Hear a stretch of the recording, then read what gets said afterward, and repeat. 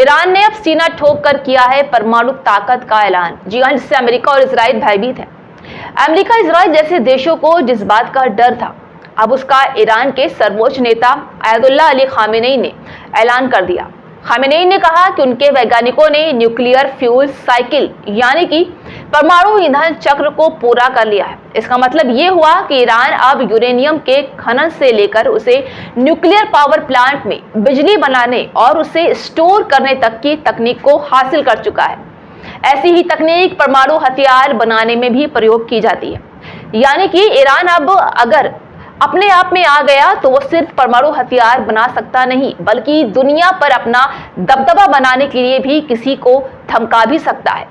Iran के इस ऐलान से अमेरिका और इजराइल की नींदें तक उड़ गई हैं। जी हां, खामेनेई के इस ट्वीट का साफ मतलब ये भी है कि ईरान अब परमाणु हथियार बनाने के एक स्टेप और करीब पहुंच गया है। जी हां, खामेनेई के इस ट्वीट का अब मतलब साफ है कि ईरान अब परमाणु हथियार बनाने के एक स्टेप और करीब पहुंच गया है। इस ऐलान ने अमेरिकी राष्ट्रपति डोनाल्ड ट्रंप और इजरायली पीएम बेंजामिन नेतन्याहू के माथे पर बल भी ला दिए हैं। अमेरिका और इजराइल जैसे देशों के लिए टेंशन की बात है कि उच्च संवर्धित यूरेनियम के साथ कुछ ऐसी ही प्रक्रिया परमाणु हथियार बनाने के लिए भी प्रयोग की जाती है।